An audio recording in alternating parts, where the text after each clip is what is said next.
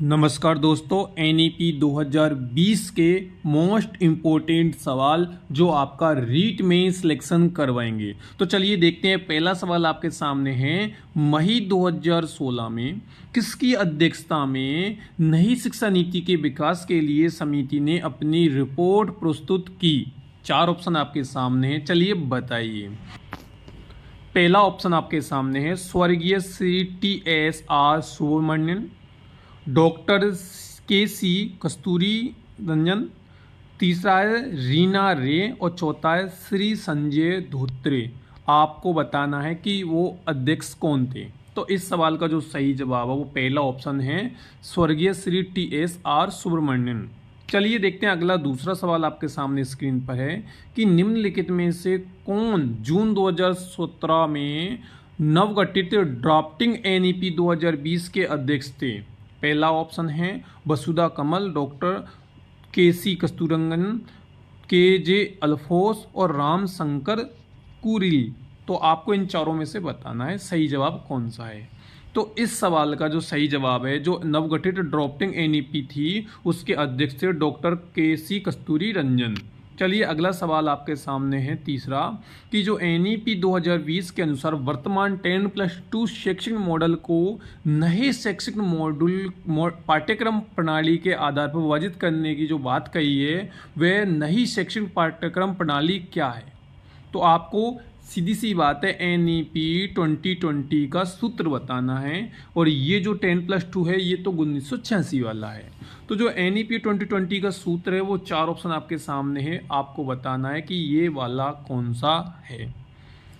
3+4+4+5 तो ये तो नहीं है।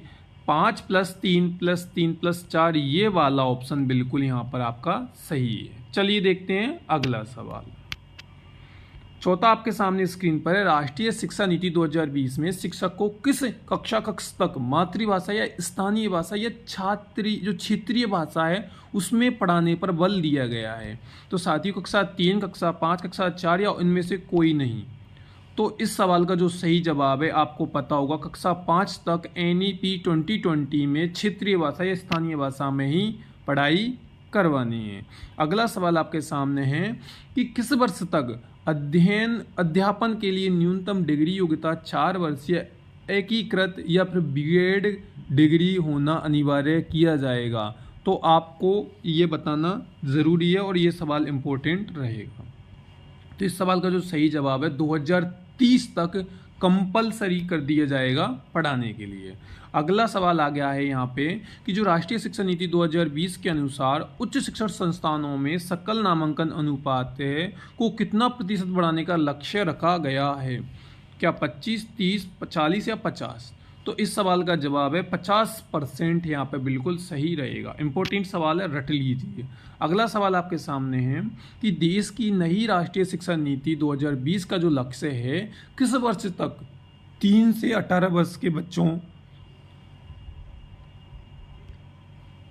को गुणवत्तापूर्ण समावेशी शिक्षा प्रदान करना है।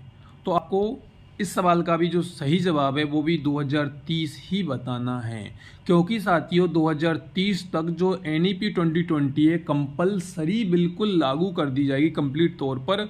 और ये जो है आपको पता होगा 3 से 18 वर्ष के बच्चों के लिए NEP 2020 बनाई गई है। एक सवाल ये भी आपको पता होना चाहिए।